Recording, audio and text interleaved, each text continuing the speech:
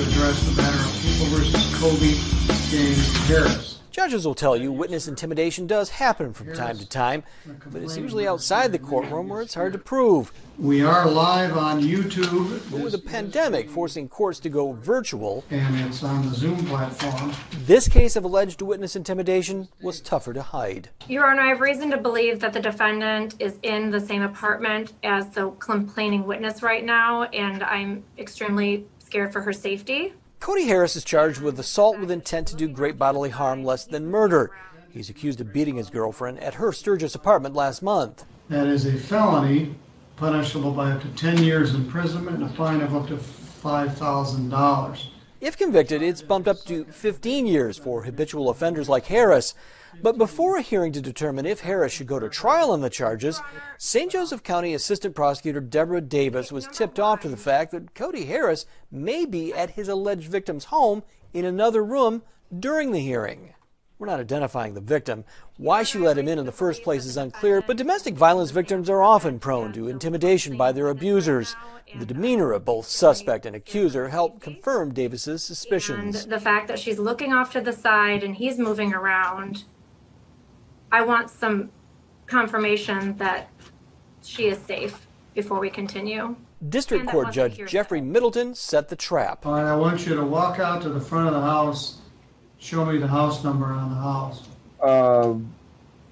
Why? I don't even think this phone has the charge for that, sir. I'm at like 2% right now. But Sturgis police were already at the front door. Moments later, the Zoom hearing recorded Harris being put into handcuffs. Watch the prosecutor's reaction when the defendant tries to appeal to the judge. Yes? Your Honor, me and both don't want the no contact. I asked that that be dropped. I'm sorry I lied to you. I knew the cops were outside. I don't know why I lied to you. Mr. Harris, my advice is don't say anything else. Take the cigarette out of your mouth. The hearing is adjourned. Harris's bond was revoked. He'll be in jail for the foreseeable future. We're serious as a heart attack. It's the first time I ever had anybody sitting in the next room potentially intimidating a witness. Harris's next court appearance is scheduled for March 16th. Joe LaFergie, News 8.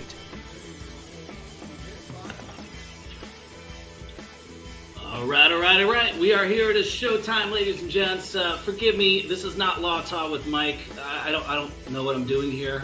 I'm a radio guy, but we got an awesome guest. I'm fighting with my microphone. It is This, That, and the Other radio show, but we're here on my YouTube to talk to the one and only Debbie Davis, and she is in the room. Well, we're just going to get into it. We're just going to bring her in here. Let's turn down the rock and roll band and let's add her to the stage. Debbie Davis, do we have you there? I am here. I was trying to make a cute background, but I haven't managed to do that yet. So you got the green screen. See, you do the YouTube thing. So you got your green screen. You can put goats behind you. I mean, I can do all sorts of crazy things. Right I'm on. using my daughter's laptop and the camera's down at the bottom. It's very strange. So I feel like I'm not looking at the camera. You're good. So I'll vamp a little bit here while you're figuring out a great background. But thanks for coming on the show.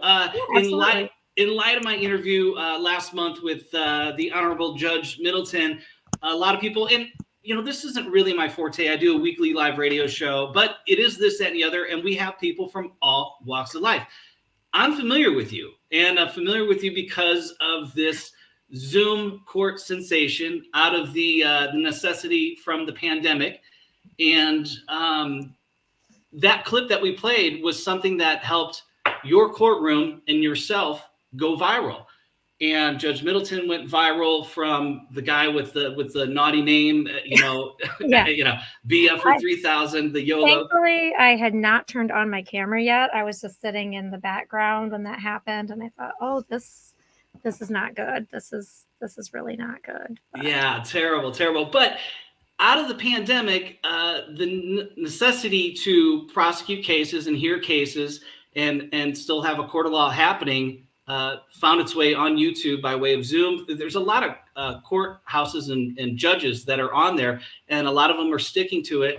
And I want to ask you if you've got any favorites, but let's kind of get into your brush with fame here because of your, the courtroom 3B, of which you formerly, we're going to get into all this, used to oversee as an assistant prosecutor. And if I got any of my facts wrong, it's okay. We'll figure it out together. We'll go down this this water slide together, and we'll just take it where it goes. But what's it been like kind of getting this notoriety? You've been on court shows, you've been in news reports, Reddit, all sorts of good stuff. You probably got a Debbie Davis fan club. The goats are famous. I don't know about that.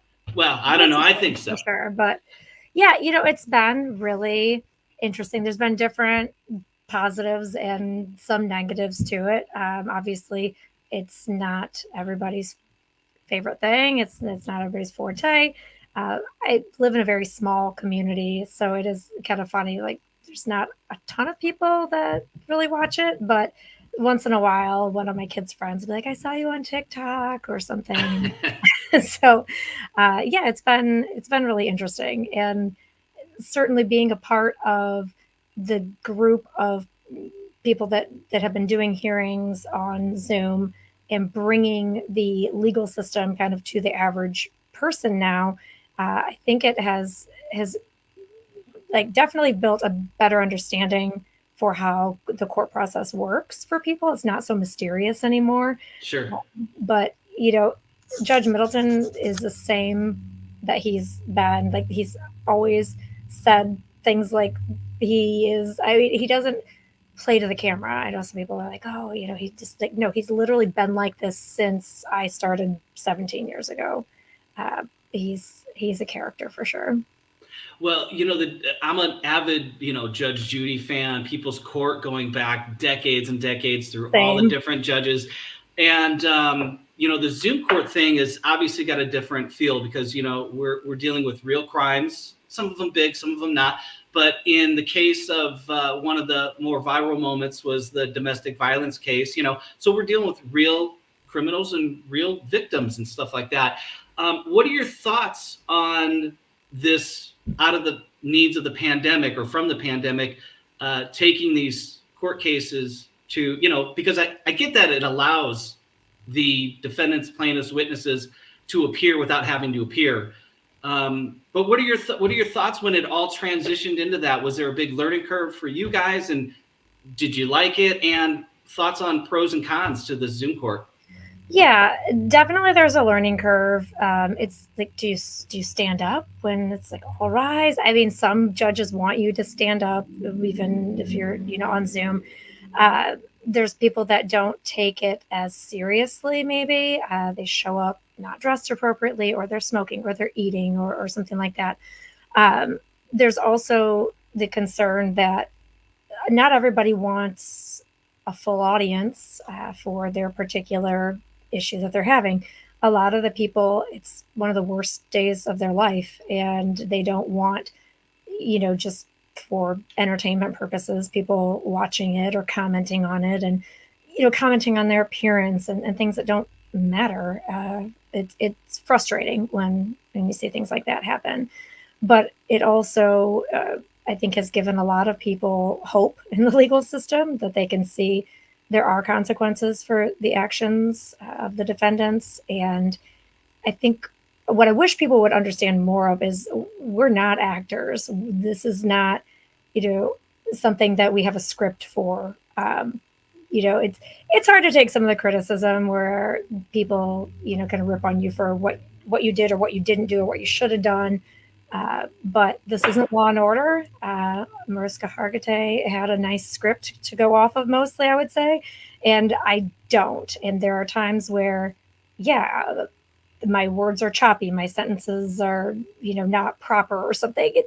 It is what it is. I don't know if anybody really wants a camera following them around 24/7 in their work life. But, I think the trade-offs of having this be more accessible to the average person, I'll take some heat for how I talk or what I sound like. Have you, because I think sometimes just in the back of your head, you get in front of a camera, like if I'm going to be, playing a gig and I know it's going to be live streamed, maybe you feel like you've got to, maybe I got to flip my hair around a little bit more. Have you noticed subconsciously or not, or maybe in reviewing some of these, Zoom cases or whatever, or just seeing some of the clips that have made the news, have you noticed that your approach might be different because you shifted, your courts shifted to the Zoom, or does it not faze you one bit? So I would say that the way I handle cases hasn't changed at all. Still handle the cases the same way, but it is awkward to in Zoom be staring, like even at this, like you're looking at yourself. Am I looking too many directions? Do my hands look weird, or is my hair? Is there a weird piece of it kind of hanging in my face or something like that? And it is a little frustrating because people are like, oh, you touch your hair all the time. Well, if you're staring at yourself in basically a mirror and something is off, it's like natural to want to fix it, I guess. I get it. I feel you. It's okay. We're all human, even if you have the label of being a prosecutor, judge, or defendant. Hopefully not. Yeah, and you know what I mean. It happens to a lot of people. It's okay. Well, let's go back. So you've been in law, practicing law for 17 years? Yeah, so I've been a licensed attorney since November of 2007. Before that, I was working for my father-in-law, doing basically like an internship with him. So I wasn't practicing because I wasn't licensed, but there are rules where you can practice under a local prosecutor.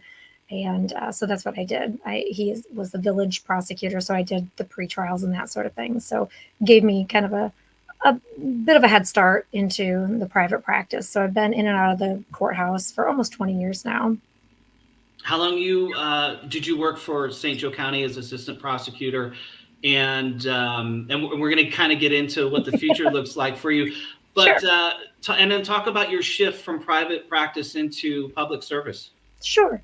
So I ended up at the prosecutor's office during the pandemic. There was an incident with the elected prosecutor, and he was not able to be there.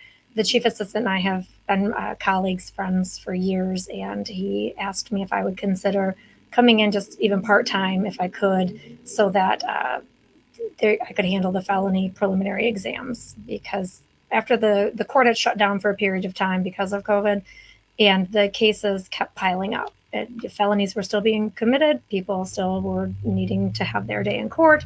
And it seemed like a lot of people, if they were on bond, specifically wanted their preliminary exam because they knew that they couldn't get it right away. So it would delay their case for them. So you had an extraordinary amount of people that normally probably would have waived their preliminary exam or taken a plea that were just riding it out. And so when I came in June 1st of 2020, part-time, my only goal was to clear up all of the felony preliminary exams. At that point, the prosecutor's office was 2 people short of what they normally would have as a full staff. So they just had the chief assistant and then 2 APAs that were fairly new. So I came in with some felony experience to help clear that out. And then I ended up really loving it. I would have never guessed that working there part-time would have led to me wanting to be there full-time. But one of the assistants left toward the end of 2020 when Dave Marvin was coming in after he won the election in August. Then he was unopposed in the November election. And so he started January 1 of 2021. And him and I talked, went back and forth, and I said, I think I'd really like to stay here full time, which I think really surprised him as well. But then he hired me on full time. So then I was there for 3 years until January of 2023. Gotcha. I'm sorry, January 2024. Yeah. January of this year. It probably feels like a lifetime ago, but and we're going to kind of peel that onion a little bit in a second. But what do you like about that over private practice? I think what I really like about it is you're specializing in one area of the law. In private practice in a small county, you don't really have the luxury of specializing in one thing, especially with criminal law, because most of the defendants that come through get a court-appointed attorney. So if you're going to do criminal law, then you'd have to be part of the criminal defense contract. And they're, to me, having to be forced to defend certain types of cases that I would not normally choose to defend if given the opportunity. It wasn't something that appealed to me anymore. I did the criminal defense contract for many years when I started out, but it was definitely something that it wears on you. The other thing about being a county employee is the benefits of having other people that can cover things for you so that you can actually take time off once in a while. In private practice, if you took a vacation, it wasn't really a vacation. I had 2 employees that were depending on me to do the legal work so that we could all get paid. So, a lot of times it was you're working on vacation, most of the vacation. And when you come back, it's just kind of all piled up for you because there's no other attorney in the office. It's just me. So having a group of people that I worked with that were really good and covered things, it was very nice to have that safety net and bounce ideas off of each other. One thing I asked Judge Middleton, and he kind of put it back on the prosecutor. So maybe you can answer this question. And you talked about, plea deals, and, you mentioned that, and we're all familiar with, you get accused of one thing, there's evidence of all that stuff. But, and my wife is in law enforcement, so I hear about this all the time where the guy stole the car, but they plea it down to, he stole a candy bar now, and I just never understood that. And she says, well, they're just trying to, complete these cases. But my question as just a citizen is, well, isn't the court, aren't they in business of being a court? It's not like you go to, Burger King and you ask for a taco and they go, well, we'll just give you a meat and, whatever, and we'll just push that through. The job of the courts is to adjudicate the cases. Why do we plea down these cases? And some of them are just like, wait, what? They're violent crimes and they get a slap on the wrist. Why does that happen? Well, there's a lot of reasons for plea agreements. I mean, I say that plea agreements are a necessary evil part of the criminal justice system because you cannot physically take every case that comes in front of you to trial. I was very comfortable taking cases to trial. I took a lot of cases to trial, whether they were a misdemeanor or a serious felony. If I felt that, the plea offer that I had made was fair and reasonable and they still wouldn't take it, if I had the case, I would try the case. I wasn't scared to try a case against anybody. With some prosecutors, they aren't as confident in their skills as far as trials go. And I think they oftentimes will kind of chicken out at the end, and the fear of maybe losing or not getting all of the counts or something like that. And there's cost, obviously. There's cost involved. With a small county, there is a budget for these types of things. And even the misdemeanor trials can cost upwards of $3,000. And those are just usually a one-day thing. So, as a prosecutor, as the head prosecutor, you've got the budgetary restrictions that you've got to deal with. As an APA, an assistant prosecutor, you've got to deal with your superiors making a lot of the decisions for you about whether or not you can try a case and whether or not there's the money to do so. Gotcha. It's got to be frustrating from your end, and certainly from the citizens' end, which citizens are typically the victims. Yeah. In some of these instances, just to see people get away with, and this happens in California quite a bit, that they just kick stuff down the road. And, for a criminal, like they're doing a lot of these smash and grabs and just breaking in the cars because they're either out or they're ticketed or whatever. The amount of money that they're making from selling the goods supersedes what it costs for them to deal with the court system. It's nothing. So there's no real deterrent for people to stop. But at some point, I'm wondering if we're going to hit the ceiling where places like San Francisco, Oakland are experiencing crazy crime waves because they're just, it doesn't matter. I'll be in and out of jail in 8 hours. I'll go pay a ticket or a fine. And, what do you guys experience with in St. Joe County? What's kind of the main crime there? Well, most of the felony crimes are related to drugs, specifically methamphetamine, and that trickles down to a lot of different things. The theft crimes, the assaultive crimes, those oftentimes have some component of meth use. So, if you're going to try to fix the issue, you got to go to the root of the problem. So we have some options for people that have addictions that get into the criminal justice system with the Adult Drug Treatment Court, with swift and sure sanctions probation. And then at the misdemeanor level, simply putting them on a probation that includes different treatment classes, group therapy, those sorts of things, drug testing to make sure that they're being held accountable. And I think really where it comes back to is the prosecutor's office.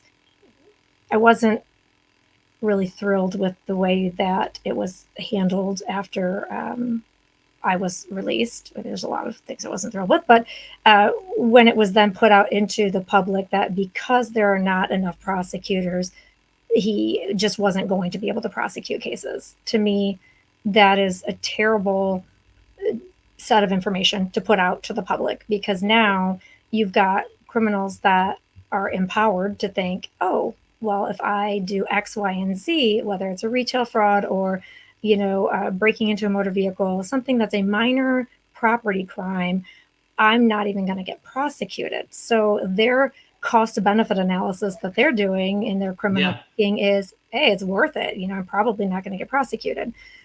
If I were in the position that the current elected prosecutor is in and I was short 2 people, there's a lot of things that I would do different. But one of them would be to make it clear that it may take longer to prosecute some of these things, but they'll still be prosecuted. Those officers are still out there taking reports, doing their complaints, turning things in.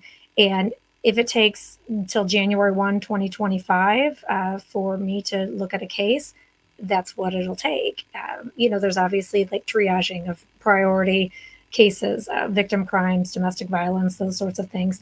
But that doesn't make those other property crimes any less important as far as making sure people are being held accountable. So, that's one of the things that I would show up at bond hearings. I would show up at the arraignments. And if I knew that a certain person who had committed multiple property crimes was going to be arraigned, I made it a point to show up at their arraignment and ask for a higher bond and not allow a PR bond because they had already been on PR bonds and still continued committing those property crimes. And until a prosecutor takes that extra step and gets in front of the magistrate and tells the magistrate, this is what this person has been doing, the magistrate may not know. And if it's just a simple property crime, they'll just PR bond them and they'll be out to do more damage. Well, the door's kind of open on your exit as assistant prosecutor, which happened in January of this year. And, you sort of inadvertently gave a little bit of, possibly, the campaign you're working on to let people know that you are running to take the place of your former boss. So what the heck happened? Now, when I had Judge Middleton on last month, and by the way, for those listening on the air, This, That, and the Other radio show at Dirty Radio Classics, my guest is a former assistant prosecutor, but looking to be the new prosecutor in St. Joe County, Michigan.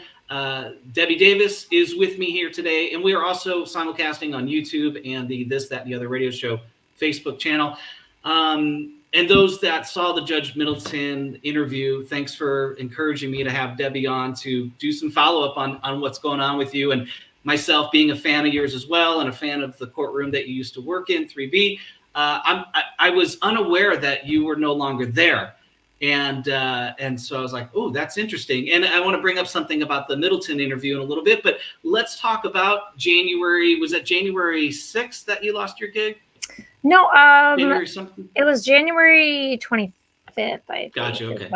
I got called in. January 6th was something else. I don't know. But anyway, yeah. That was something. I mean, a lot of things happened January 6th, but Yeah, right. nothing in my private life with that. No, I was suspended on the 18th of January for what was described as conduct that Mr. Marvin thought was inappropriate from the 16th of January. But I was not really given real description of what I was being accused of. So I just said, well, what do you need from me? I'm an open book. I'll answer whatever questions you might have. And he made it sound like it wasn't a big deal and that he just needed to, watch the hearing or something. But as the weekend progressed, that was on a Thursday afternoon, Friday, Saturday, Sunday, Monday, I'm like, why isn't he calling to get a statement from me? This is very strange. Contacting HR and they're not really giving me a whole lot. So, by the time I realized how, serious he was making it, he had called me in to fire me. So I have disputed it from the beginning. It's under investigation. That's really all I can say about it right now. And he is under investigation. The county hired an investigator to look into the complaints that I had made a couple days before I got fired to HR about how he had treated me over the past year and a half. So.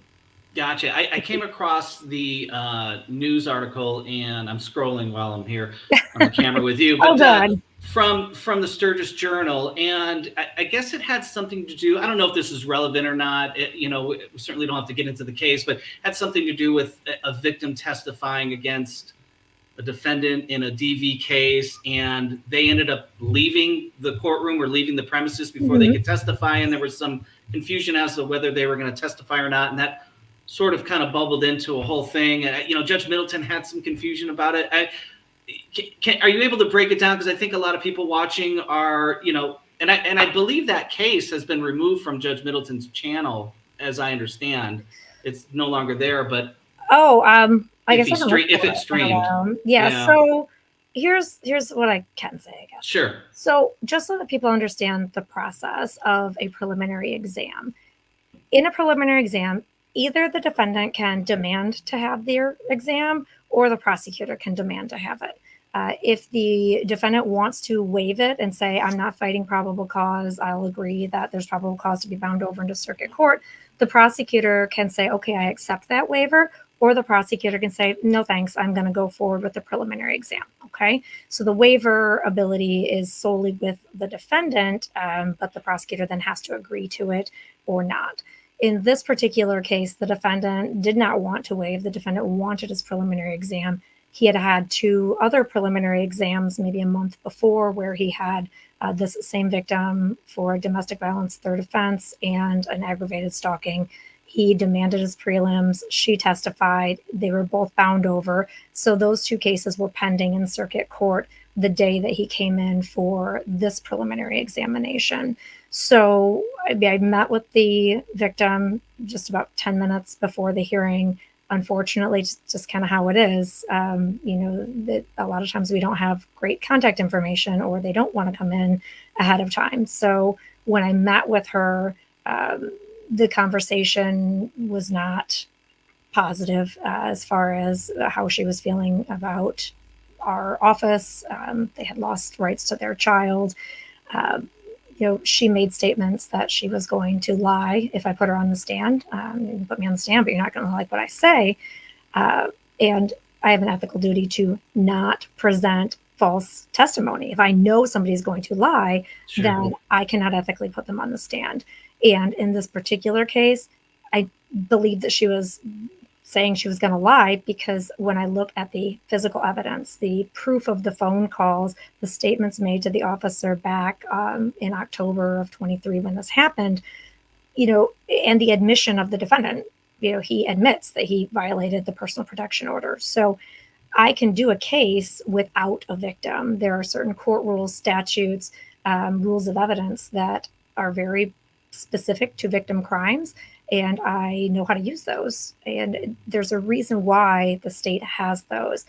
A lot of times victims don't want to cooperate. And looking at, in this case in particular, this woman was continually being victimized by the defendant. And, when you don't think that the criminal justice system is going to protect you, why would you cooperate? So my feeling was, after I met with her, we already had the 2 cases upstairs. She still had the personal protection order, which she said, I don't want to have this anymore. And I had to explain to her, well, this is a court order. There are ways that you can petition the court to have that removed, but it has to be a judge's decision.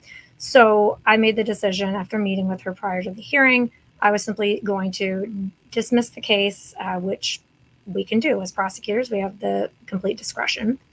And I told her I could reauthorize it at any time because I did believe with the physical evidence, the phone records, the admissions from the defendant, I truly felt that he did in fact commit this crime and that for her own reasons, she did not want to cooperate that day.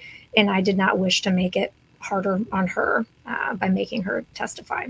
So I did release her from the subpoena. And I believe that a lot of people don't understand that it's not the judge's subpoena, it's not the court's subpoena, it's the prosecutor's subpoena. And I run the risk of not having enough testimony to present to bind the case over by not having the witness there. But you can do it without them, and you can ask to adjourn in certain situations. So just to be clear, though, it was my intention after meeting with her privately before the hearing that I was going to dismiss with the option to reauthorize. What happened after that is the important part, and where things get, to the gray area and the accusations come in. So after I walked her out, the defendant was in the hallway, and you got to understand, I'm catching a lot of flack for, well, why did I let the defendant be around the victim? We have one point of entry for that courthouse, one set of security. Everybody comes in the same door. Everybody goes out the same door. I don't have any control of that. We are supposed to have an upgrade to the courthouse, but they've been talking about it for about, 10 years or so. So sure, we'll see if they actually do it, to have a separate entrance for victims in a separate waiting area that doesn't have glass, so that the defendants can't be looking through at the victims.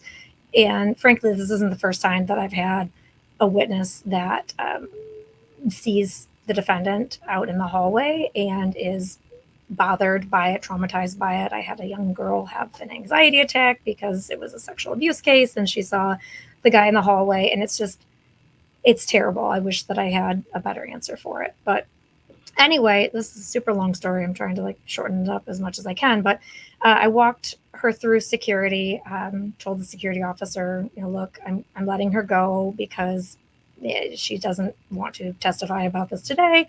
I don't want her to get on the stand and lie.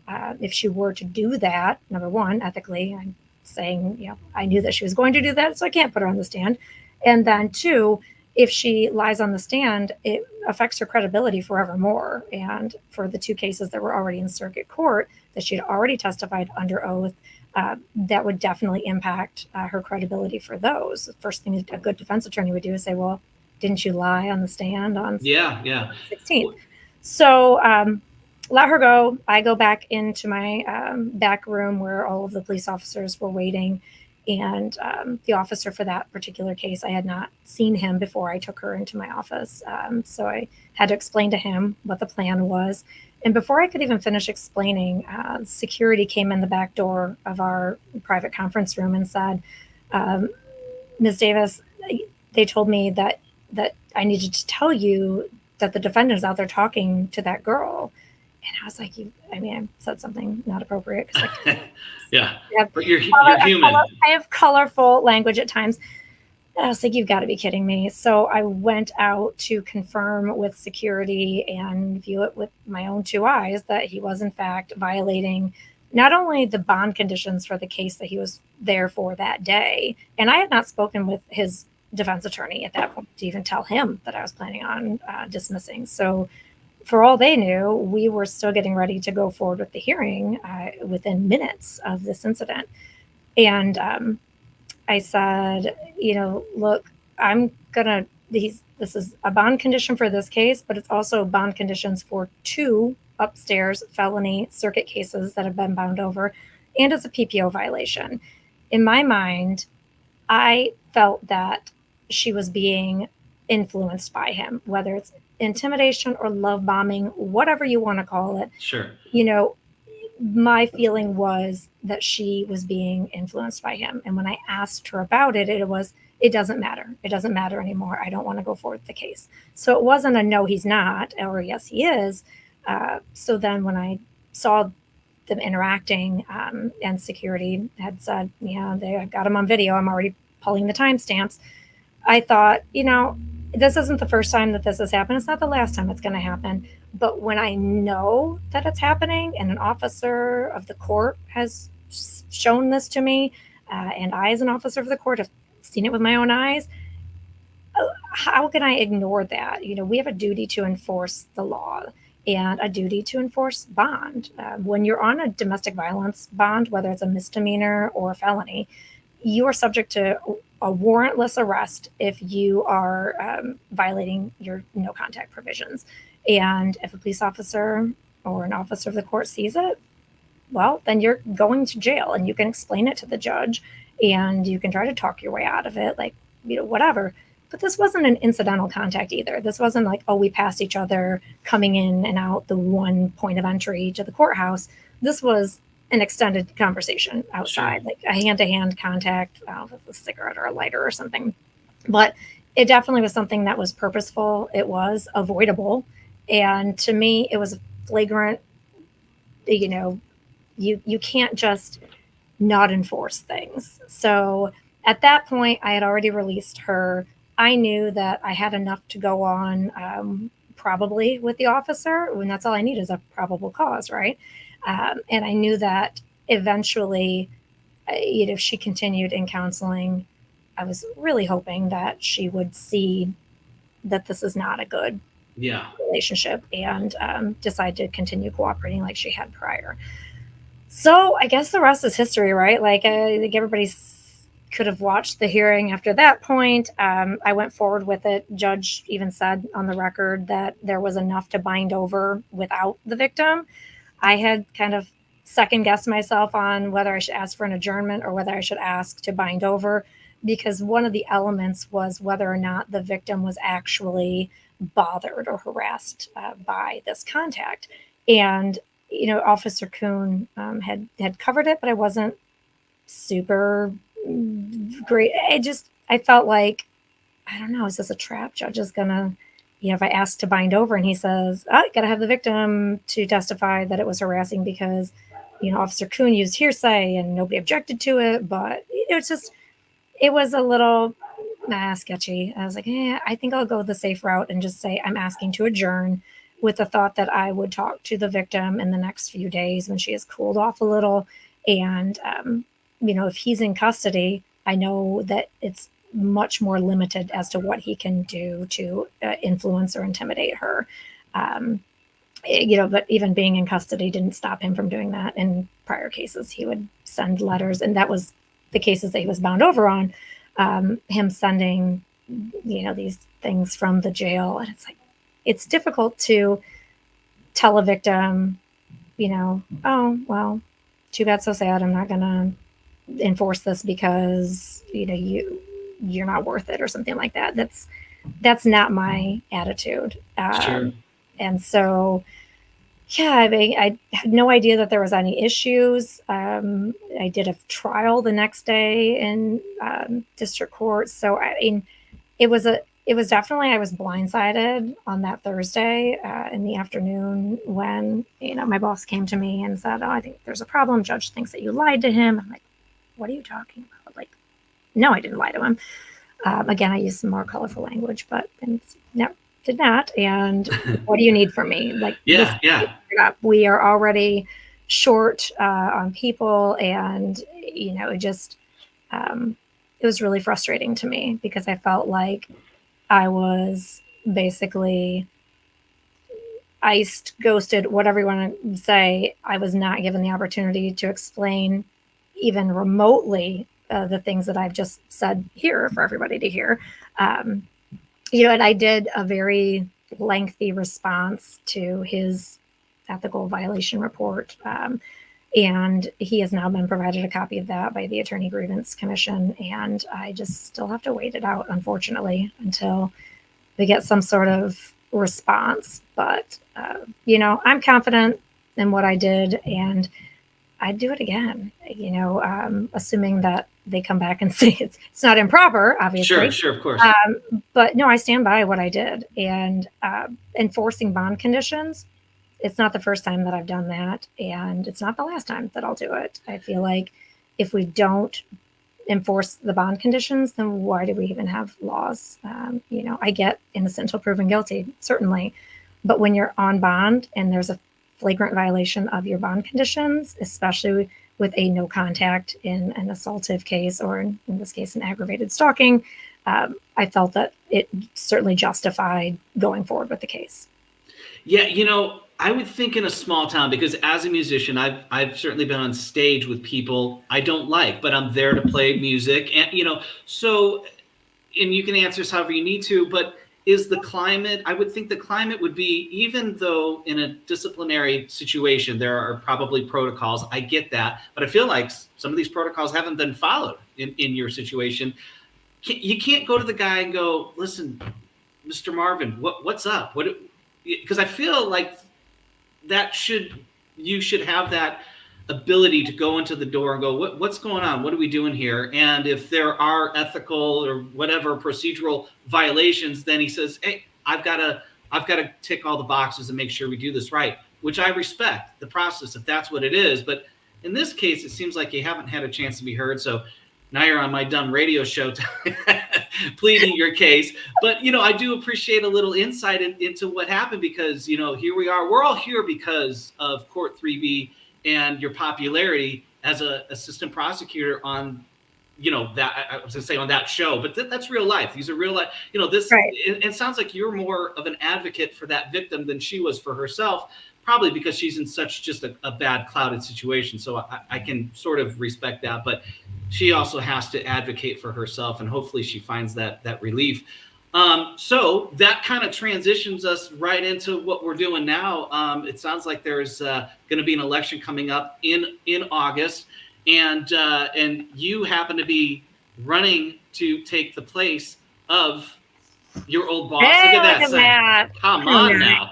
Look at that. I live in Nevada. Otherwise, I would stick this in my my rock yard. Hey, I appreciate it.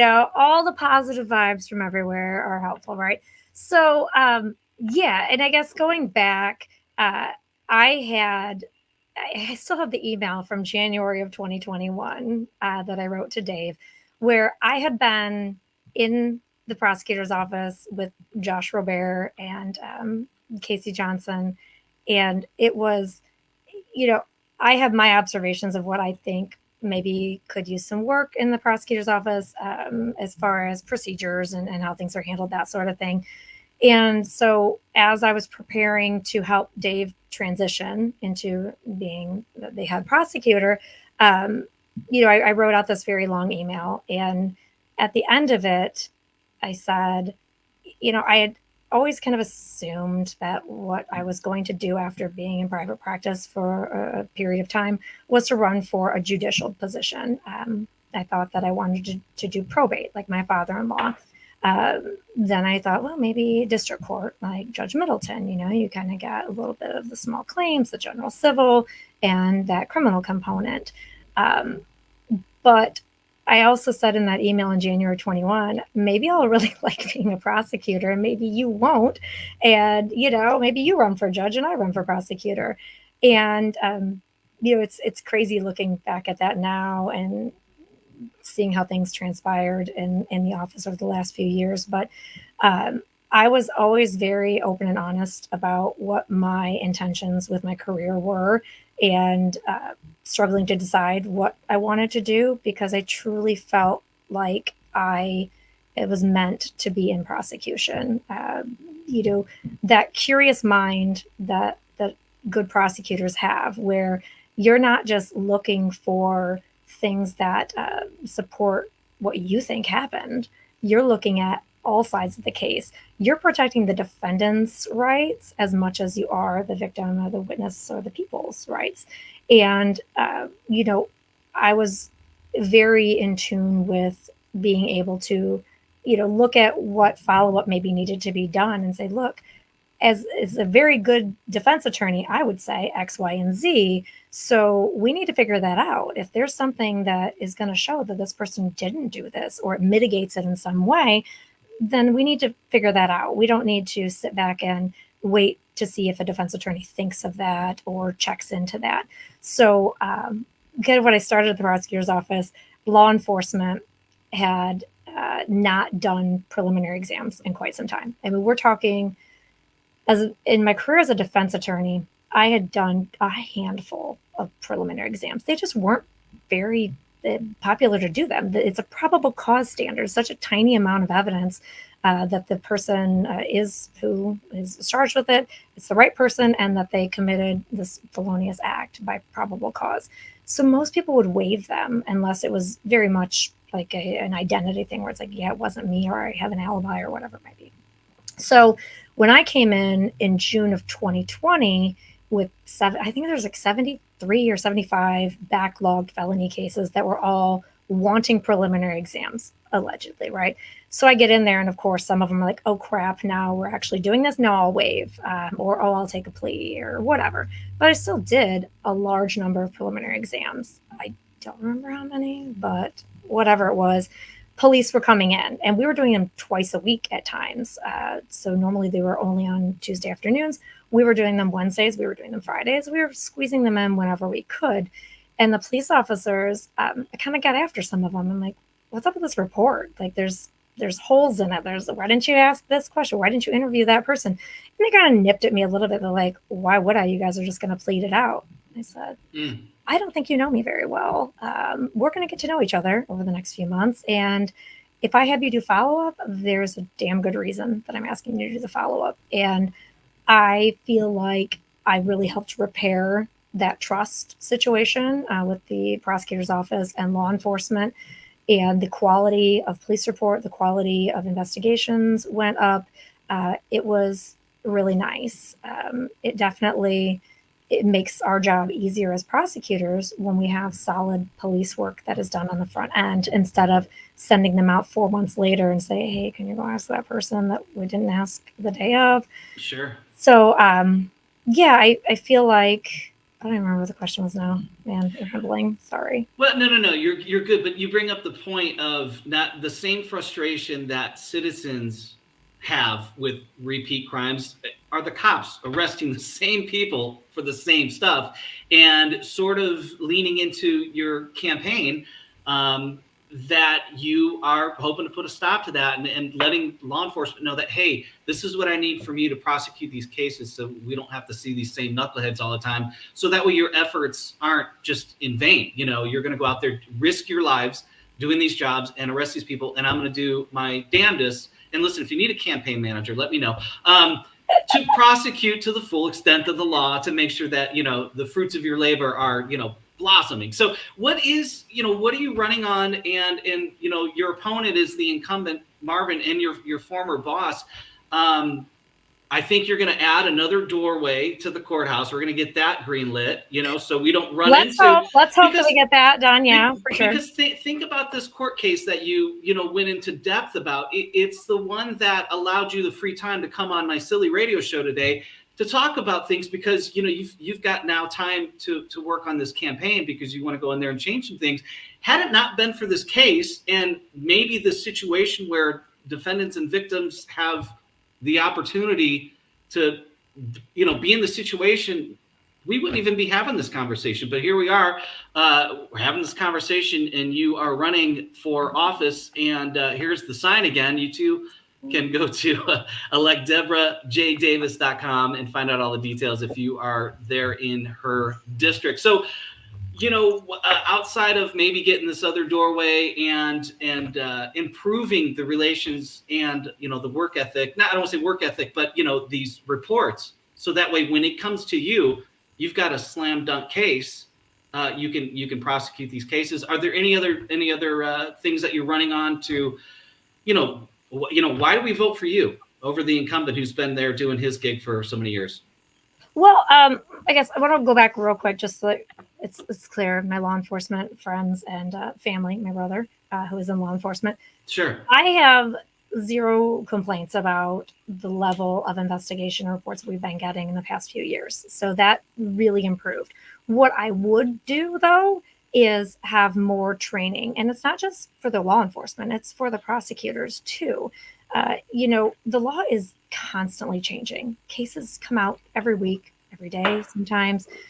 There's new and different things, and nobody can be an expert in everything. It's truly a team effort to be able to stay up to date on cases. There's different areas of criminal law that, you know, don't change too often, but there are some that change fairly often. So we had one law enforcement training that the prosecutor's office sponsored back in November of 2021.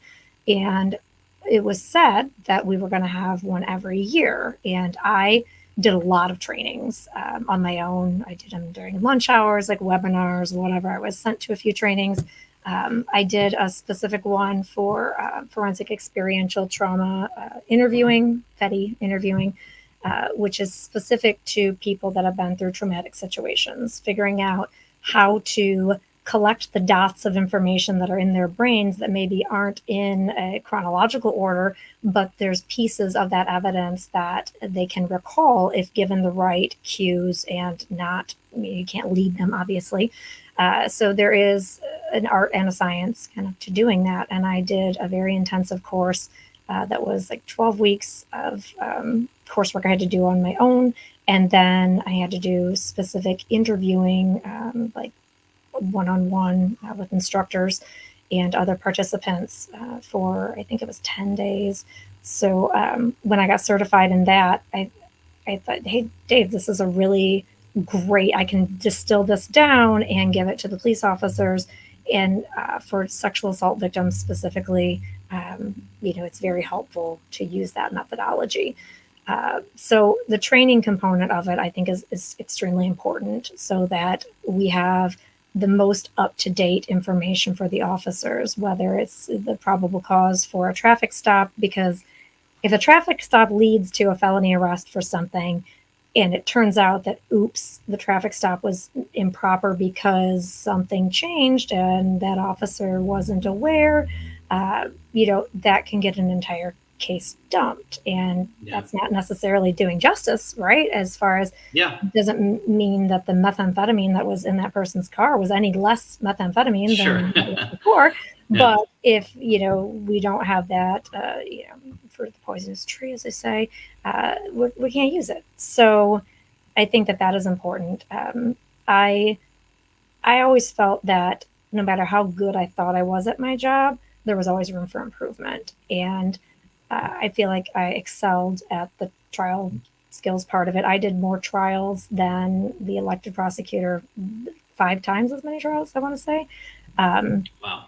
So, and there weren't that many trials. I want to say he did 2 trials in the 3 years that I was there. And Casey Johnson did several felony trials, misdemeanor trials too.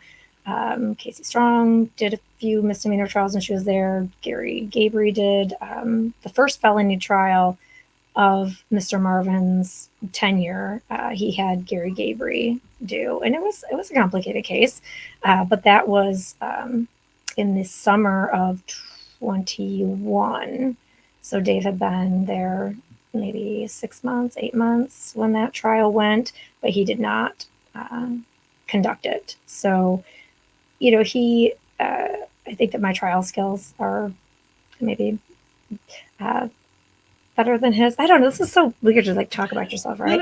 No. It's, you're running for office and you have to have a platform, and your platform is, my caseload is not going to change if I'm the elected prosecutor in St. Joe County. And that's okay. And you're kind of noting, if I gathered what you said correctly, is that, as elected prosecutor, he didn't practice a lot of cases. And I think I would want to have in my little town, if there's crimes, I want somebody that is, greased all the time and is up on things and making sure that the tax-paying citizens, the officers out there catching these guys, everybody's all in sync, and that's in sync for justice. And there's nothing wrong with that, because the system's here. Let's maximize it, because everybody works hard for the few things that they have, and the last thing you want to do is let a criminal victimize more victims. And it sounds like that's what your plan is. Yeah, and one of the other issues that I see that I would like to expand upon is restitution. There's the civil side of things and there's the criminal side of things, and restitution kind of falls in between those two. There's a lot of collateral consequences to crimes that people commit, and not everything is something that is able to be paid back in restitution, but there are a lot of things that people just don't think to ask for. Again, that curious mind of a good prosecutor. I've gotten restitution orders for multiple cases that I don't think had been thought of before. When it's a drunk driving case and they hit a road sign, I would contact the road commission. Hey, are you filing a restitution request? Because somebody had to go replace that stop sign or that road sign. There's a cost to that, to the taxpayers. And the people that are committing these crimes, you made the poor choice to drive while you were intoxicated. There are consequences to that. You ran into somebody's house, you ran into a sign, whatever it might be. You took out somebody's mailbox. I got a lot of mailboxes paid for by drunk drivers. So, and it used to be, Mr. Marvin's philosophy is, well, if it's not in the police report, who cares? Why should we take that extra step? And to me, I thought we have a duty. If it takes one simple email or one simple phone call, or have our victim advocate, call them, hey, did you replace your mailbox? How much was it? And get us a receipt, then we'll do it. I have a particular interest in farming and agriculture from my background. And when I had a flee and elude case, so basically like a car chase, right? Those particularly bother me, not necessarily just because of farm and agriculture, but flee and elude, typically it isn't just a standalone crime, if that makes sense. Like, you were going to get pulled over. Okay. Maybe it was your taillight was out or something minor. Maybe you're speeding. The decision that a defendant makes to then not face the minor consequence of pulling over and maybe getting a ticket, maybe getting a warning, whatever it might be, and they instead make the very selfish decision to take off. Now, you're not just putting yourself in danger. You're putting the general public in danger. The kids that are playing or riding their bikes on the streets or crossing the streets. You're putting the officer in danger, who now has to decide, why are you running from me? Do you have a gun? Do you have drugs? Are you scared? Or what is it?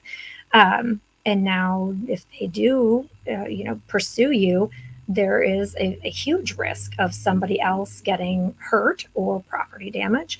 And so flee and eludes, they bother me. And I have worked hard to send people to prison on flee and eludes. And I've been successful at that. So one of the interesting restitution cases was a farm field that the person had driven into and ruined part of the crops. So it was as simple as, contacting the farmer. Hey, do you have a restitution amount? And we ended up having to have a restitution hearing on it.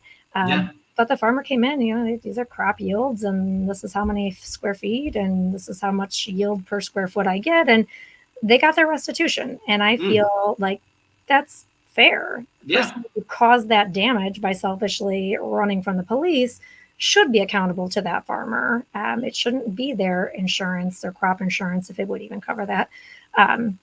So restitution for defendants, identity theft. We had some really heated hearings on restitution for identity theft because there are those, damaging someone's credit and taking out loans in their name and that sort of thing. There's just a lot to it. And I feel like as prosecutors, we are servants to our community, and even if it takes a little extra work or a little extra time, to me, it's worth it. And so that's one of the other issues that I really put my heart behind, is making sure that people aren't re-victimized. Like, you've already been victimized once. Let's not re-victimize you by, failing to seek appropriate restitution for you. Well, I will admit I'm a huge fan of car pursuits. Living in California, Southern California for 22 years. Don't say that. I watch them all. I don't want them going under trees. I don't like when they go in the parking garages. I know it's terrible. But I have to admit, I like a good car chase. But it's the news in LA. There'll be 7 helicopters up there. You can flip through all the channels and they'll be, broadcasting it. Hey, are you up for a few comments before we let you go? Oh, sure. Whatever, right, cool. Whatever you want. Yeah, well, we'll just start off with a yay, Debbie. So I want to thank you for coming on the show. Let's see. I'm just going to scroll down here. I didn't do this with Judge Middleton. I had a question before we get to hold your horses, their comments. I had one question because this kind of prompted me to have you on the show. Did you happen to see the Judge Middleton interview that I did? I did, yes. I watched it. So one part that came up with respect to, I think, really why we're here, and I was unaware at the time that you were no longer in the office, was this clip here. And it's just a snippet of it. And I just wanted to see what your thoughts were on it. There was an earlier case that went viral where a man was in his girlfriend's apartment. He wasn't supposed to be there. And Prosecutor Dave Marvin was aware of it, and he was watching it. And anyway, the guy was found out, and I had him turn his... Anyway, we figured out he was there, and the cops came in and arrested him.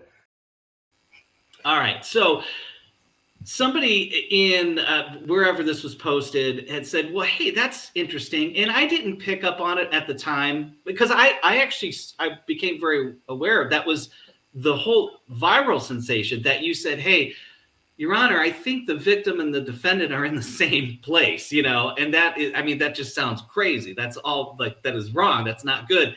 She's an alleged victim of this guy and they should not be in the same place. And he gave the credit to your former boss and not you. And I know that you responded by saying, yeah, I thought that was interesting too. But you know, what are your thoughts on the fact that he said that? Why do you think he avoided saying, you know, the prosecutor at the time or assistant prosecutor? Why do you think he went for your former boss? You know, he took such a long pause before that. It was very awkward. I thought about it. I almost felt like my name was just like purposefully not brought up during that entire interview because the stuff is under investigation. And I'm sure he's been interviewed about it. And I'm sure he's been told to not talk about things. And, you know, it was just comical to me because it's been so long since it happened. And there's literally 100 different websites that have covered it. And, you know, if people really care, they can go back and look at comments that that I made on the videos, you know, way back when. But I've always said from the beginning, this wasn't just like me and some super spidey senses, right? This was teamwork. And the officer, it's funny, like people are like, oh, is he the bailiff? Like, no, he was the officer who took the complaint. And so when you're in a preliminary exam, you have your officer there. Normally, if we're in a courtroom, they're sitting next to me. And so it's actually, this case is done now. So I believe I'm fine talking about it. I mean, it's been covered so many times anyway.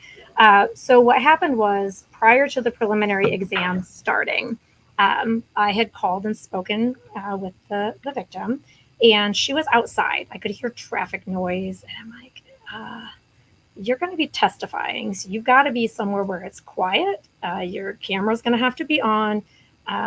And like, where are you? And she said, oh, I'm at my friend's house. I'm like, okay, well, can you go inside your friend's house? She's like, well, I guess I can go in there and go in her bedroom. I'm like, okay. So this was maybe 15 minutes before the hearing. Again, typical that I only get to talk to people maybe 15 minutes before the hearing.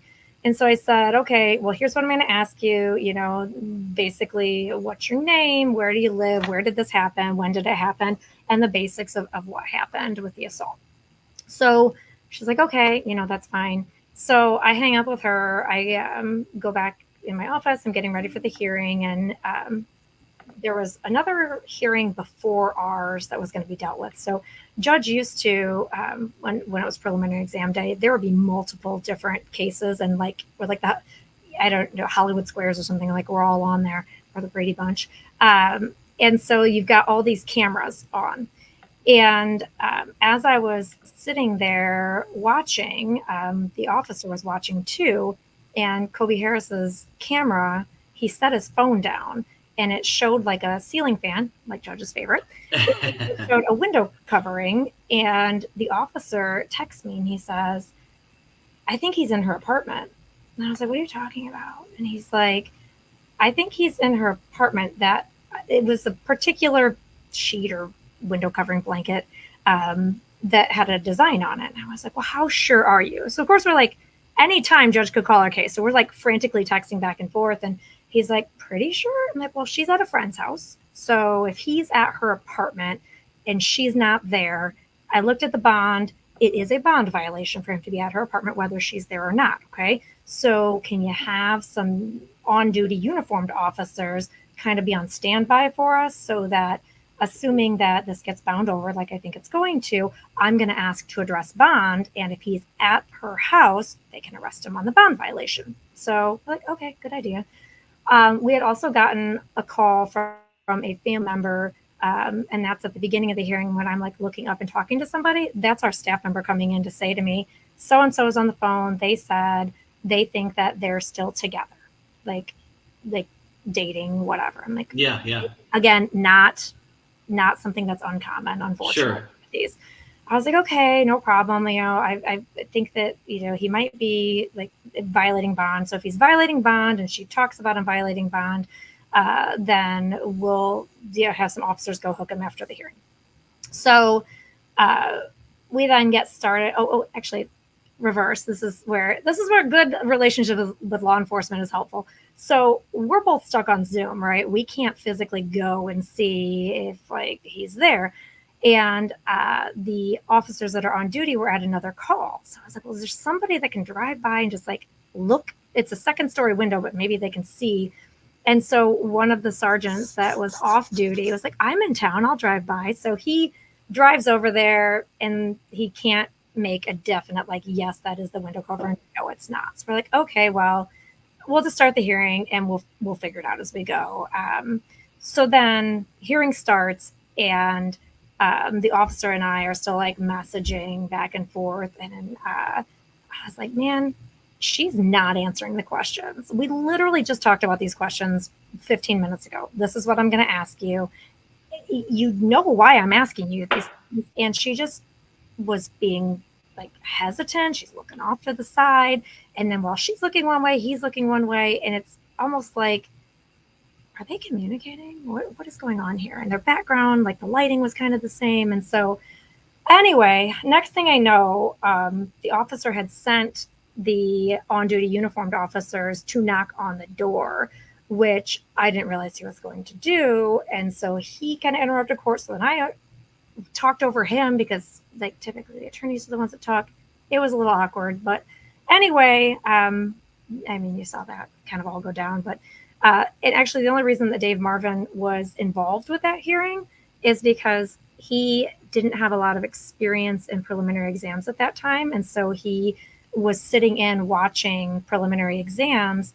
So he's like up in the corner in his office and he like shut off his camera a couple times, but none of the texting or conversations were between him and I. It was me and the officer and the officer and the other officers, and just kind of like everybody trying to coordinate behind the scenes while conducting a hearing, which it's like squirrel brain trying to figure everything out. But. So you think the response was, because you're right, I did notice the pause as well. You think it was just to abundance of precaution, to there's a situation going on and one's not there, one's there, and it is his office. Yeah, it is his office, right? So, but it was interesting because I don't know him very well, but I we all think we know people when we watch a bunch of Zoom courts, but when you said that his demeanor's been the demeanor forever, it hasn't changed in light of the Zoom presence and popularity. I kind of feel like after talking to him for an hour on my show, and for those listening on this, that, and the other radio show at dirtyradio.fm, my guest is Debbie Davis. She was running for prosecutor in St. Joseph County in Michigan. Thank you. County. Yeah, and we're gonna wrap in a second. We're gonna get to a few comments here, and nothing heavy, just some of the good stuff. But I kind of expected him, and had I known, I would have kind of held him to the fire because he did open up the door there. But I was unaware that you were no longer in office. But I'm hoping that he went that route with it, just to maybe because there's a situation going on, he didn't want to open that door to get into it so much with respect to, but we all know, we all are very aware of you because of that case. Right. So, and that's anyway. Sorry, I'm trying to open something because I'm going to show you something before I get off of here. Oh, yeah, for sure. So I truly felt like it was kind of oh crap, I almost said this person's name that I'm not supposed to be talking about. So I didn't know if he had even said something to you before you guys went on, like, hey, please don't ask me about her because there are things. Yeah, full disclosure, that he gave me no parameters. I a lot of times with my guests, I say we peel the onion, and when I have rock stars on, they've been fired from bands. I kind of get into that stuff, and we get into the nitty gritty because I think people find it interesting and musicians find it cathartic to talk about it. But I did tell them, hey, it's a safe space, but we are going to talk about this, that, and the other. And had I known though, I wouldn't have brought it up. I wouldn't have said, hey, there's somebody missing from your Zoom court now. But when he did have that statement, What happened? He did open the door when he gave that credit. I just was unaware at the time that was the current situation in 3B. So what do you got to show us here? Okay, so these just came in the mail finally, and this is my swag. How you give away something? Swag, yeah. Stuff we all get. I should mail one of these to you. It's basically, I don't know if this is like going the right way for your 15-year-old. It's a little off-brand melamine like magic eraser, and it says cleaning up St. Joseph County one case at a time. So these are the things that we're gonna like throw out at parades and that sort of thing. I thought, I wanted to do something different. There's always the buttons or the magnets or the pencils or that sort of thing. That's awesome. And I see that you have an event, and this is on your website. You've got an event coming up later this month. Yeah. Is that still on? Yes, I do. Okay. Yes. So the Magic Capitol Grill right here in downtown Colon, they have been hosting all of the sheriff's candidates. We have a very heated sheriff's race this year. We've got 5 different candidates. And so when I, filed my petition, Nate and Allie, that the ones that own it, they are wonderful supporters. And they're like, we would love to have you if you can come in. I'm like, absolutely. Why wouldn't I? So, there's going to be some magic erasers. Well, I don't want to get in like copyright or trademark problems, but melamine sponges, to help there you go. The melamine sponge. I'm going to be there on that Saturday, and I'm looking forward to talking to people and, answer whatever questions they might have. I'm an open book to a fault at times. Yeah, that's awesome. So April 27th from 10 to noon at the Magic Capitol Grill. Yeah. Just like those watching, your host can read as well, right? But anyway, you can find all of that information over at the electdeborahjdavis.com. Let's hit some comments here real quick. I hope they made it good. You got my sponge. And I want one of those sponges after. I know. I need to get your address. Send me your address. I mean, these got to be super cheap to mail. I would think they're so light. But... All right, so we'll just run some comments here. So somebody wants a case opened from a year and a half ago. That's a bummer. Yeah. We got that. Good names. All right, we're just scrolling here.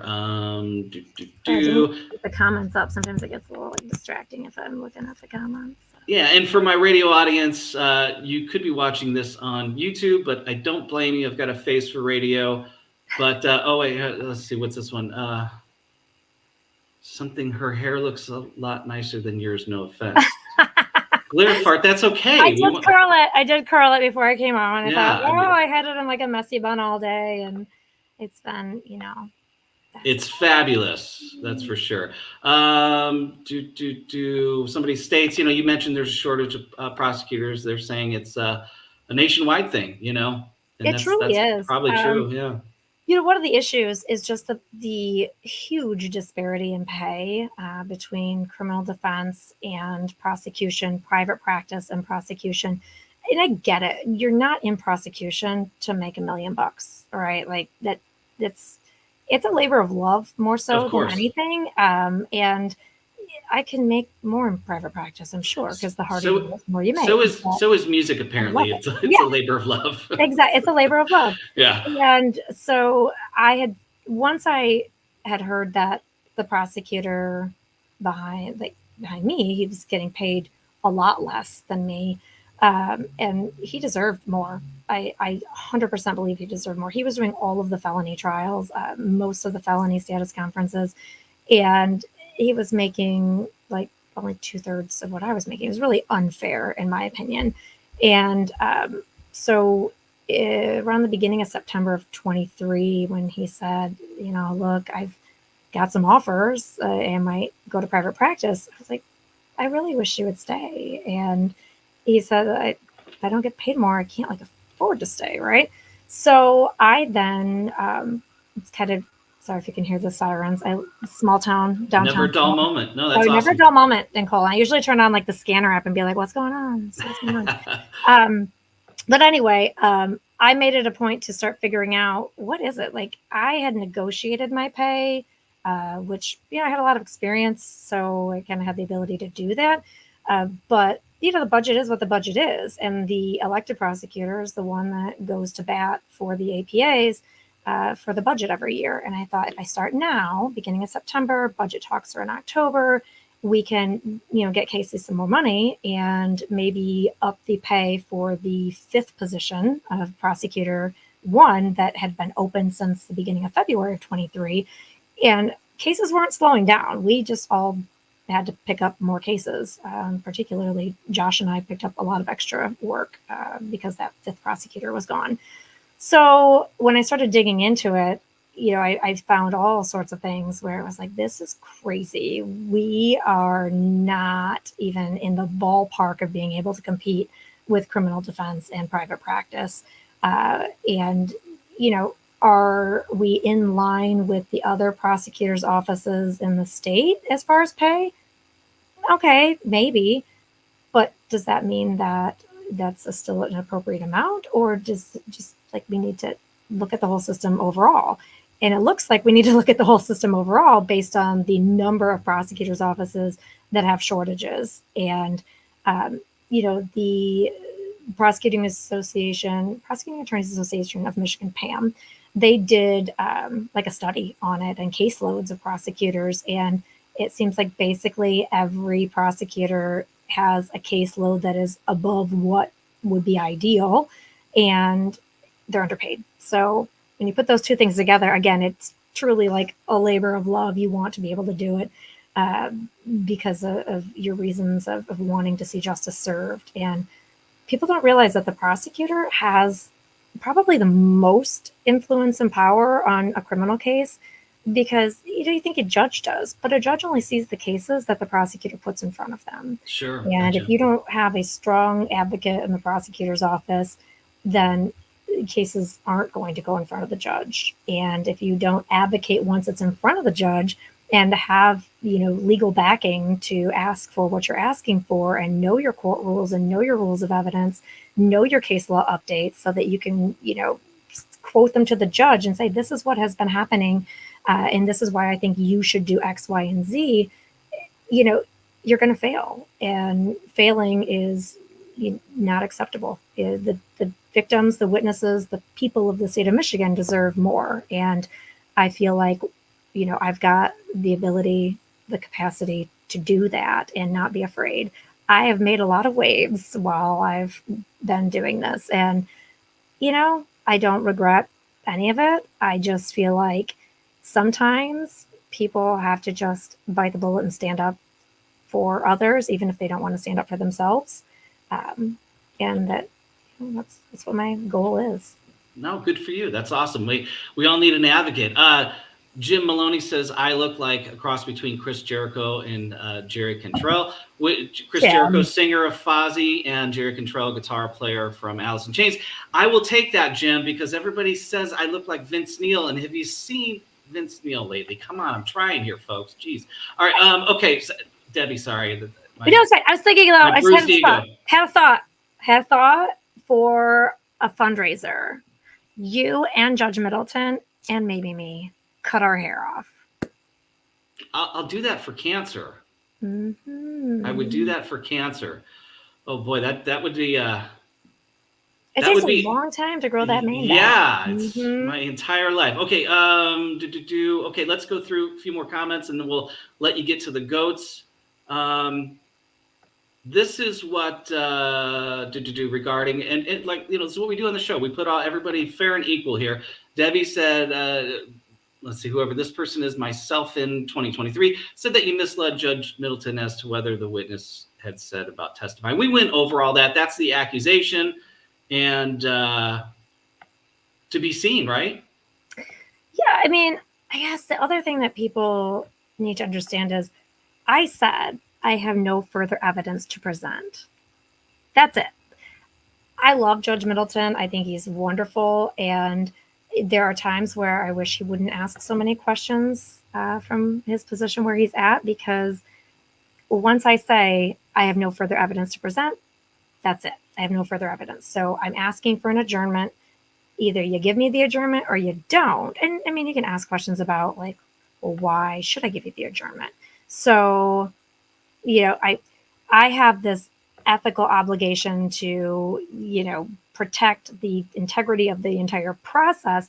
I know things that judge can't know at this point. I have concerns that if judge doesn't grant the adjournment and this person finds out that his influence, his whatever he's doing to her is working, he may ramp up his efforts. And if he realizes that I'm not buying it and I'm going to come back on January 30th and finish this hearing, he could hurt her. And I can't in good conscience let that happen.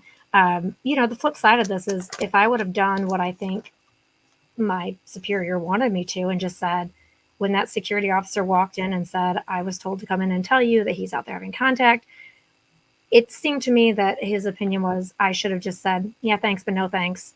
She's not. Yeah. And that's no, I don't have it in me to do that. So. All right.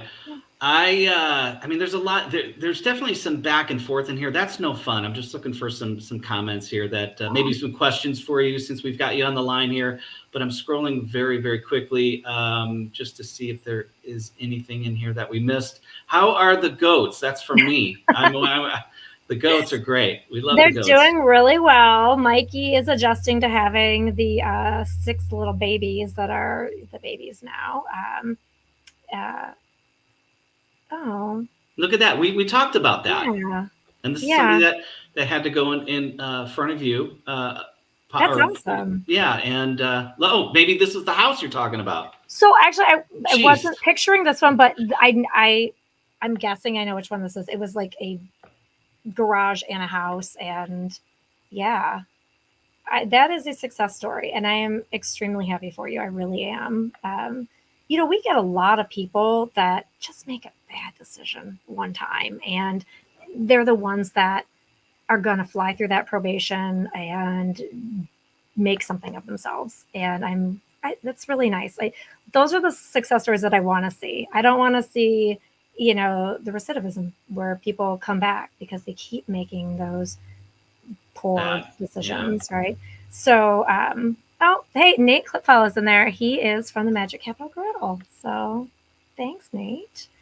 I did not bring little Mikey. No. Can you bring little Mikey to the event that you have coming up? In I think that's the question. I don't think that Nate and Allie would like that due to health department violations, probably.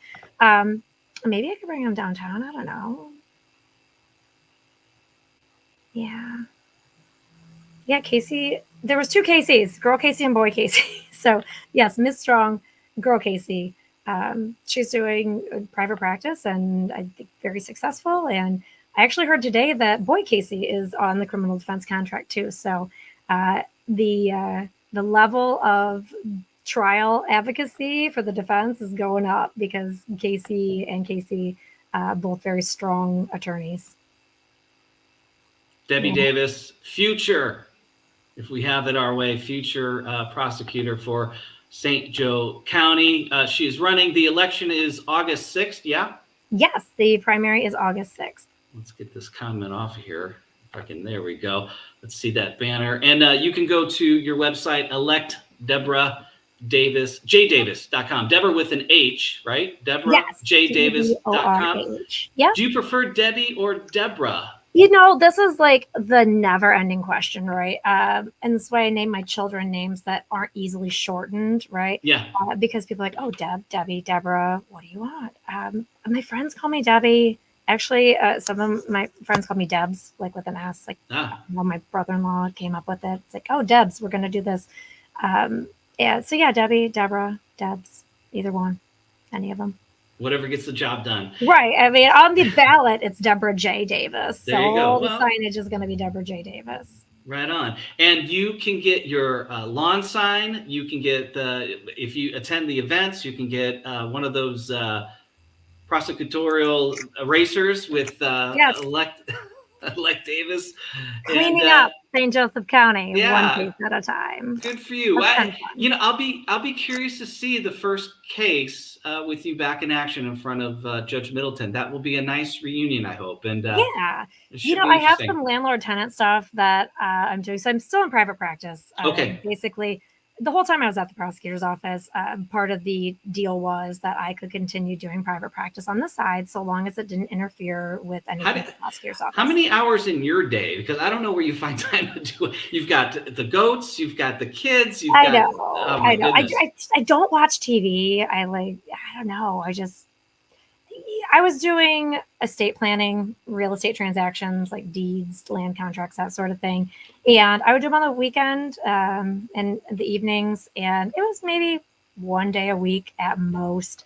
I have really understanding clients. I've got a great set of clients that they understand, like, look, I'll do this for you, but it's not going to be done right away because I have a full-time job. Plus, I do stuff in the community. I coach my kids' teams when I can, that sort of thing. So part of the deal was with the reduced pay at the prosecutor's office from it being in private practice, that I would be able to continue doing some side work. So when I got terminated, I just basically picked up a little more side work and have continued to do that. So it's been nice. I get to hang out with my clients again and set my hours and campaign. So right on. But you're ready to get back in there and I am 100%. If I got a call tomorrow, I was like, hey, I need you there at 8 a.m. You're there. I'm there.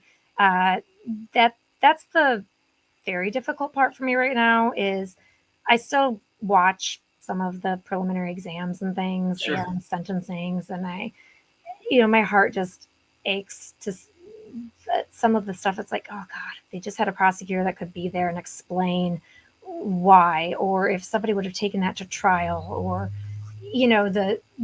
especially the criminal sexual conduct cases, those were my babies. Those were, my cases that I worked hard on, and I met with the people, and, some of these cases that are getting pled down and it's like a pat on the back that somebody's going to prison for 6 or 8 years. They admitted to a 25-year mandatory minimum crime. Like they should be in prison for 25 years. Yeah. So it's very hard to sit back and know the things that I know. And, things could have changed about the case. Kids get cold feet. It's hard when I interview kids for that type of crime and they build a rapport with you. And I tell them, hey, I'm here for you. And then I'm not. That's very difficult. And I don't want to ever have to have that situation again. So, well, you're my kind of prosecutor. I dig the passion, and it obviously shows in everything that you said here. And I'm glad that you came on the show. And I truly appreciate it. Yeah, it's a little different. I'm not a YouTube guy. I'm not the Law Talk with Mike guy. I get it. I don't have a fez and the goat sound. But, that's another guy that, again, through you guys doing your court cases, an attorney in Chicago, started, kind of highlighting them and going through. And he found his own career, outside of law. It's pretty interesting. Judge Stutzman was the first one to say something to me about Law Talk with Mike. I'm like, what are you talking about? He's like, and this is when Judge Stutzman was also still Zoom streaming like everybody was, right? Yeah. And he said, oh, this guy named Mike, it's Law Talk with Mike. I'm like, I've never heard of this. I didn't even really watch YouTube. I didn't realize that it had such this following and all of these options. And my kids are like, well, yeah, of course, that's all we watch. Since when? Again, I don't like to watch TV. Yeah. So after a while, I finally thought, I'm going to email this guy. If he's an attorney, he's got to have like a state bar, like whatever. So I got his email. I was like, hey, man, but are you making money off of this? Like, what's the deal here? And he actually wrote me back, and it started, a friendship where it's like, this is really crazy. I did not realize that any of this existed. And so, yeah, he went from having a couple thousand subscribers before Zoom Court kind of took off to, I think he's well over 200,000 now. Yeah, so and he him. was, I mean, I'm happy for him. and he was kind enough to share my interview with Judge Middleton, so I Oh, appreciate that. Yeah, it was very nice. cool. It certainly helped get me a little bit of traction. This really isn't my forte, but I didn't have you guys on here because you have a following. I watched I was familiar, and it was only until I saw the comments, I'm like, wait, she's not in 3B anymore. What, where have I been? So I appreciate you coming on here and talking about the good, the bad, the ugly, and this, that, and the other radio show. You're also simulcast here at dirtyradio.fm, channel 2 Dirty Radio Classics. And I'm going to email you my address. Yes.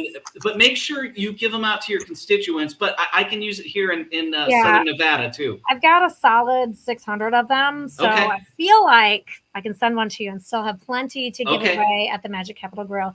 And I honestly was going to see how it goes, right? Like, I designed this sticker on my computer. Like, Adam sending it to my campaign committee. I was like, what do you think? He's like, oh, the writing's kind of small. I'm like, well, it has to be small. It's like, oh, yeah, I don't know. So I thought they turned out really nice. I was really impressed with how they turned out. So we'll see. This is all I did was sponge that cleans my one kitchen sink. It's like I don't even know what the material is, but it's like a cream color, and gotta have magic. Gotta have it. So. All right, you can go to electdeborahjdavis.com. You can donate. You can get yourself a lawn sign. You can show up at the event coming up here April 27th in is that the Colon, Michigan? Yes, it is. Oh, the magic capital of the world. All right. Right on. I'm down. And you can get coffees and donuts and all sorts of good stuff. So, they have amazing food. I mean, I don't know where they're getting the donuts from, but they have amazing food. And so, I hope everybody comes out, and I'll have a whole stack of signs and we can get those out. And things are starting to really, parades are going to be starting, and I'm hoping to have some debates. Right on. That would be great. Are you up for a debate? Do you guys do that out there? 100%. Yeah. They have done them before, and I definitely want to do one. Hey man, just give me a topic and we'll talk about it. But I think it's official here on This, That, and the Other radio show that that Deborah Davis has put it out there, Mr. Marvin, that she would debate you. Maybe come on this show, but we'll get Law Talk with Mike to come ask the real questions.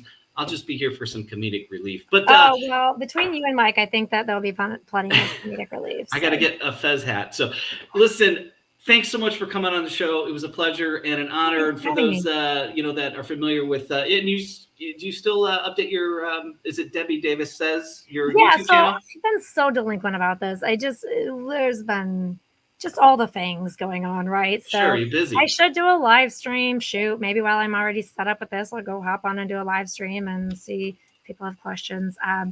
It is interesting. Like, I don't know, my kids don't get it. Like, why do people care what you think? Like, I don't know, but they guys ask me questions. So I'm cool to some people, but what is you're cool to me and our listeners. So I appreciate it. What is your link though for your YouTube? It's youtube.com/Debbie Davis said. Oh, said. Okay, said. Gotcha. Mm-hmm. All right, I was saying says. And that literally came from a friend of mine's daughter who's like, well, Debbie Davis said. And so then now everybody's like, Debbie Davis said. It's funny. So there you go. Look at that. I can spell too. Oh, look at you. So fancy. Yeah, I don't even do this. I only did this because it made sense to have you on here since your presence is on YouTube, since the YouTube or Zoom court sensation happened.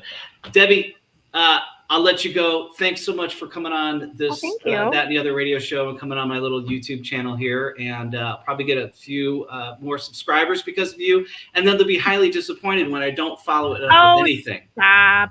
You'll be fine. We'll see about music that. Music is good. Like, music makes the world go round, man. Right. That's well, true. Thank you for having me. I really appreciate it. Of course, and best of luck in the election. And I will be watching what the results are from the August 6th. Maybe we'll have to do election. like a celebratory. We should definitely do a follow-up for sure. Yeah. Well, I appreciate it. Thank you. Awesome. You take care of yourself, and thanks again for coming on the show. Yeah. All right. Take care. There she goes, Debbie Davis. She is running for office. This, That, and the Other radio show. That was a nice long one. That was awesome and informative. For those on the radio, we did go through the comments. If you want to check out, you can go to jermatroy.com. You'll see the YouTube link there if you want to watch the interview with her. For those that came here that watched guys like Law Talk with Mike and Judge Middleton. And you're back here because I had Judge Middleton on. This isn't something I normally do, but I'm a fan just like you guys. And so I decided to have her on the YouTube and simulcast it. If you want to check out what I do on the radio, which is spin some music, we talk about a bunch of stuff, you can go to drummertroy.com or dirtyradio.fm. And I'm on channel 2, and that's Dirty Radio Classics. That's the cassette. But your best bet is to go to drummertroy.com. There's a player there, and you can listen to this nonsense if you'd like. Each and every Wednesday live 2 to 5 p.m. Pacific Standard Time. And then we have a Saturday replay, which is 5 p.m. Pacific Standard Time. And I think we're going to get out of here. So we'll talk to you soon. To those in YouTube land, thanks for having me in your homes or wherever you're at. And I hope it was somewhat enjoyable. I hope I asked some questions. Thanks for the comments. I got to the ones, as many as I could. And Mom, good to see you. Thanks for tuning in. All right, kids. Take care. I'm out. This, that, and the other radio show, dirtyradio.fm, channel 2, Dirty Radio Classic.